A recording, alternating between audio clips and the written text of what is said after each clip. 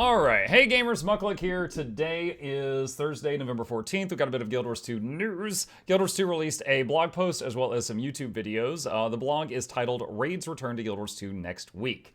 We did already know that. There was been this little schedule thing that they released quite some time ago. Next week, the story is going to continue. New Raid Wing, new Convergence, new Homestead decorations, 6 new Janthier Wild exclusive relics, mastery updates, a legendary spear, 1 weapon set, Wizard's Vault refresh, and more is all coming out next week. In this case, though, we're talking about raids. Hello, Tyrians! As the release of the next Guild Wars 2 Janthier Wilds chapter, Godspawn, draws near on November 19th, we're thrilled to share some exciting new trailers and an exclusive look at our first raid in 5 years, along with the upcoming Convergence event on Mount Balrior. Players will soon be able to explore this new mysterious area, crafted to test even the most battle-hardened adventurers. Both the raid and the Convergence are packed with high-stakes encounters, hidden lore, and mechanics designed to challenge teams of all sizes, whether you're facing mountains dangers with a 10-player squad or a 50-player group. Drops don't start till next Tuesday. That is correct. Drops start on Tuesday and go until the following Sunday. Really quickly here, for those that may not have been following with the updates of the previous expansions content, the way that they are doing it right now is like when they design a encounter, such as the Titans, which is what we're looking at right now, in the story, they make a story version of that encounter, and then they also make a raid out of that encounter and also a convergence out of that encounter.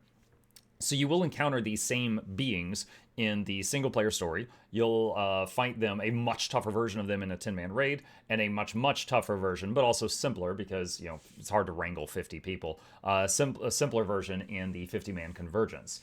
So the Titan is in all 3. The mechanics may be slightly different, but that if you're have any confusion about why it's the same being in all 3 of those, that's why. And then we got a video here called New Raid 10 Players, Mount Balrior, and going to pull that up right now. I'll let it play the first time without pausing it. 10-player raids return. Glenna. Challenger squad. There's Greer, I believe. Battle Titanic bosses. Still Greer, the Goopy Puddles. And Decima, she's got the rocks and the lightning.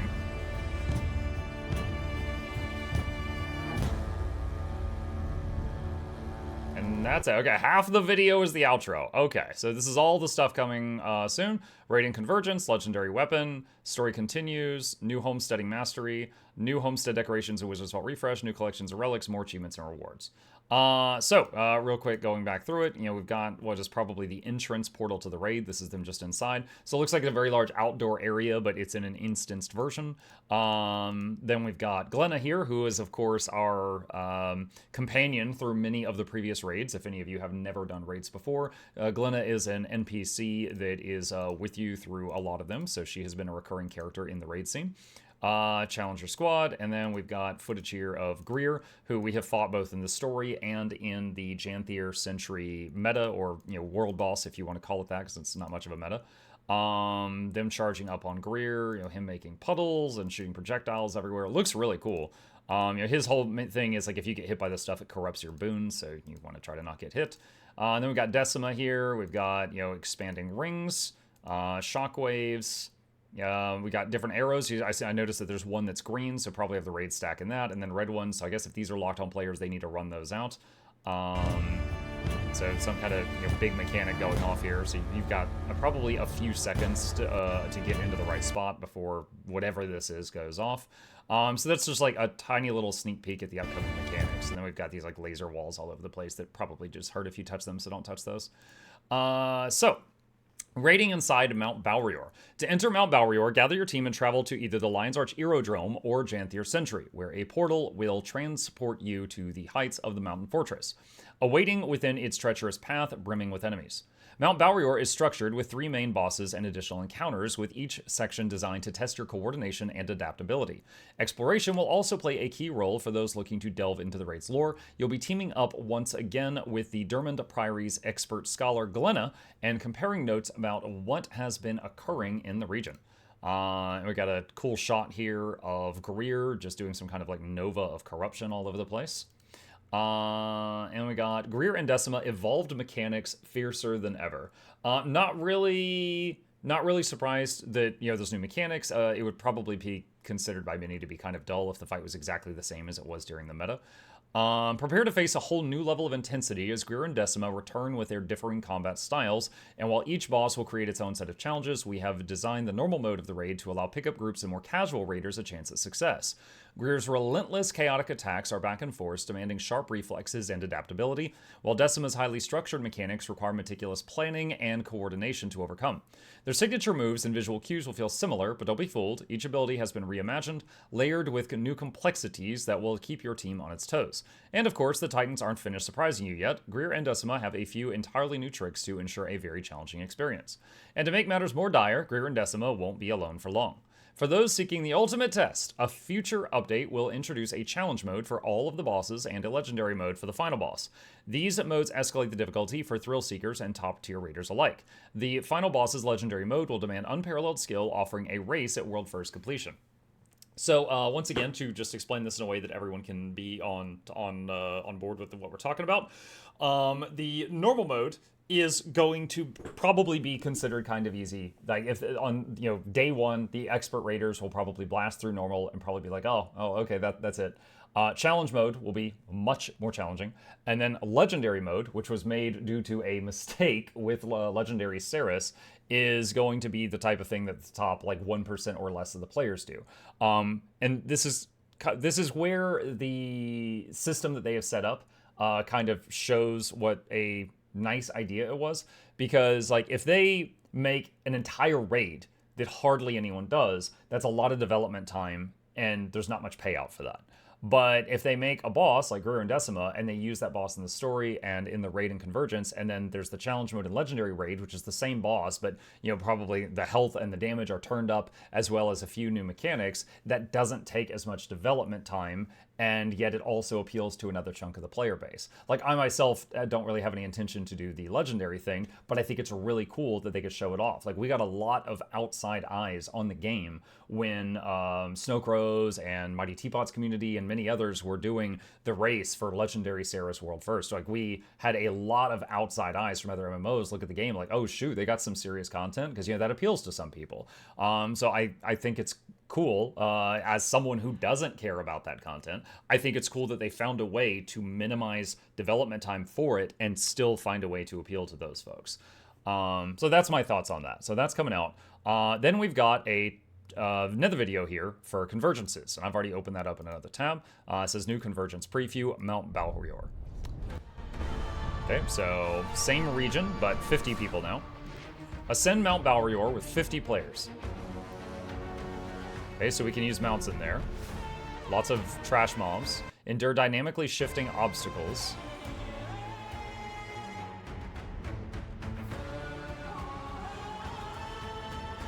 It's like the weather is changing. Work together to survive Stoic Alder's Tale.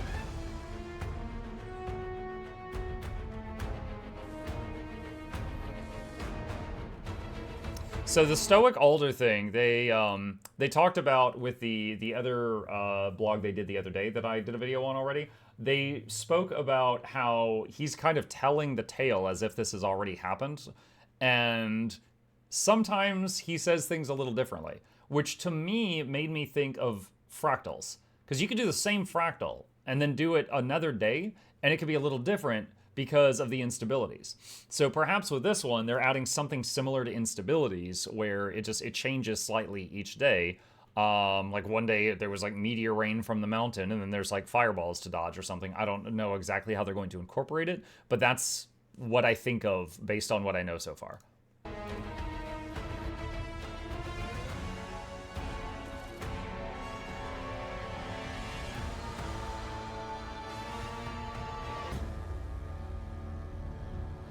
All right, and the rest of this is just like the outro stuff.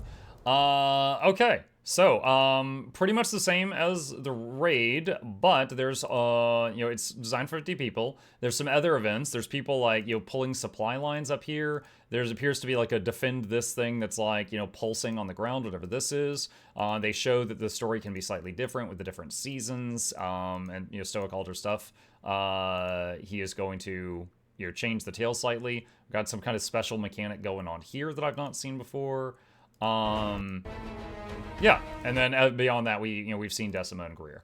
So going back to the blog, Convergences in Janthier Wilds. Our newest Convergence activity, located in the Harvest Inn bonfire at Lowland Shore, offers players a new challenge and shared adventure. Like the Convergence in Guild Wars 2 Soto, up to 50 players can take on this event, bringing squads together to face familiar foes with a twist. Public squads up to 50 players launch every 3 hours, staggered to create Convergence events every hour and a half as they alternate with Guild Wars 2 Soto Convergences. If you'd rather tackle it with a private squad of any size, you're welcome to start the event at the cost of an unstable Rift motivation at any time. Players can expect a similar level of difficulty to the Convergence from Soto. Most groups will complete the event within 20 to 30 minutes, offering an exciting but approachable challenge. Now, in Soto, not at launch, but later on as they added more and more bosses to it, when you kick it off now, there is quite a few different options for the bosses. And some of them are really easy, and a couple of them people consider kind of challenging. Not that their mechanics are that complex, but in that getting 50 people that, you might not know 40 of them, 45 of them, getting them to do those mechanics can be challenging, and then, it has a decent fail rate. But, when Soto, the one first came out, as well as even today, many of the bosses that are in there are considered not too bad, as long as you just go in there and you're like, okay, group 1 go west, group 2 go east, group 3 take the middle, group 4 take out the trebuchets, whatever. Just a little bit of setup at the beginning. They're not too bad. So I don't anticipate being this too crazy. And then there's a picture here of the campfire. So apparently we go interact with this to start it. Much like we teased in the pre-launch blog, this Convergence features the Claw of the Lowland Coden, Stoic Alder, as he narrates the player's journey to young Coden cubs. Alder's storytelling adds a unique twist each time, creating unexpected moments that keep everyone guessing as the tale unfolds. Our team took on the exciting challenge with this multi-purpose map, which is designed to host Convergences, story quests, and raid content. Packed with hidden passages and breakable walls, it allows designers to modify and reshape areas, creating a truly unique environment for each encounter. Exploring its depths may even reveal a few hidden details for those who enjoy uncovering every secret.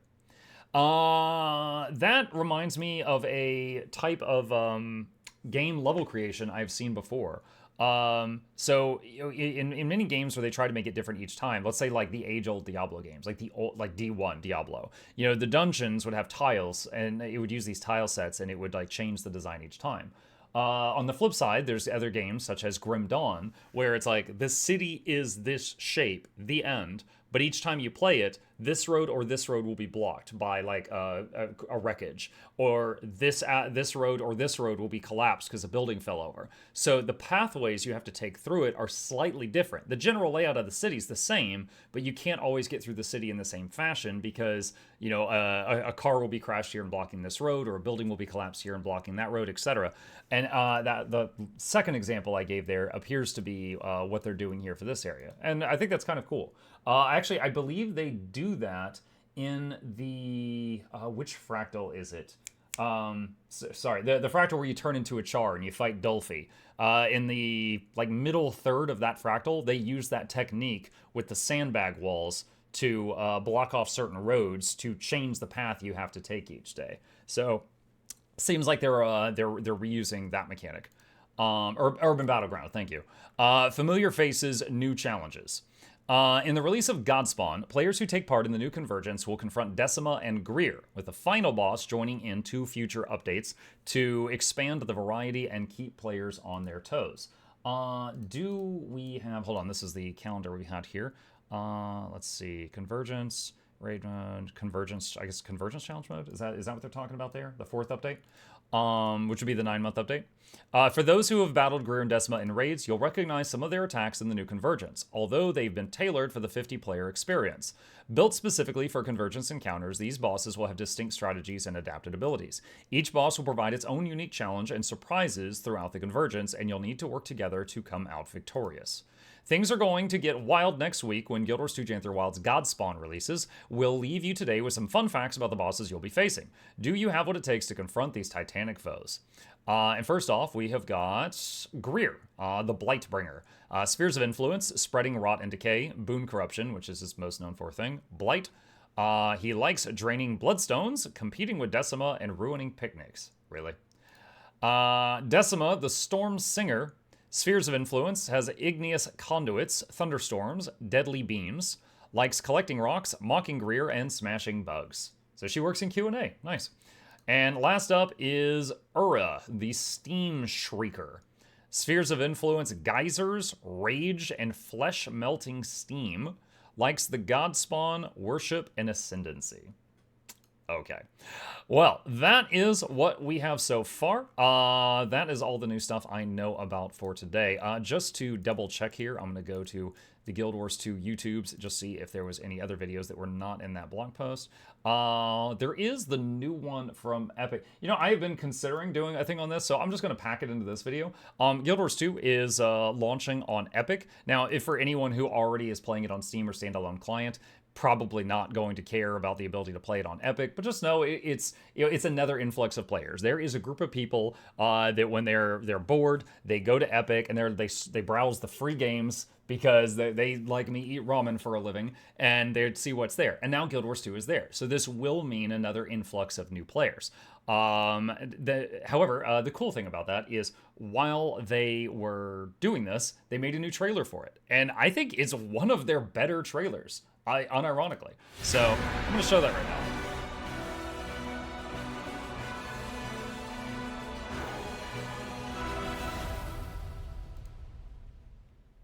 Some call me the hero of Shaymore. So really quickly, these are references to the player when they finish their newbie zone. So, this is the human. Slayer of Isormir. The Norn. Valiant of the Wild Hunt. The Sylvari. Warband Legionnaire. Char. Snaf Savant. And the Asura. I am the commander. My calling takes me far from home, where shared struggles form fast bonds. Guided by instinct and spurred by spirit, the path to glory is mine to weave. My greatest advantage? Adaptability.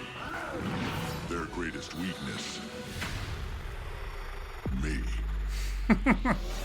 When did drop start? On Tuesday, Jen. I sweat genius and bleed victory. I want to see a version of that PvP thing where she's like, I sweat genius and blah, blah, and then she just gets will bent. Because that would be...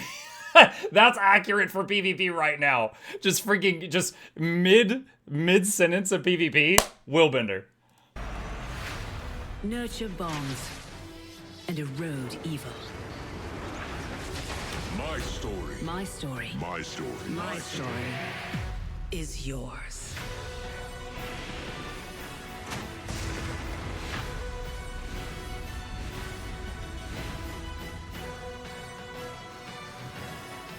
I like how they're like so much cosmetics and then they show this guy with his thunder thighs. It's like, yes.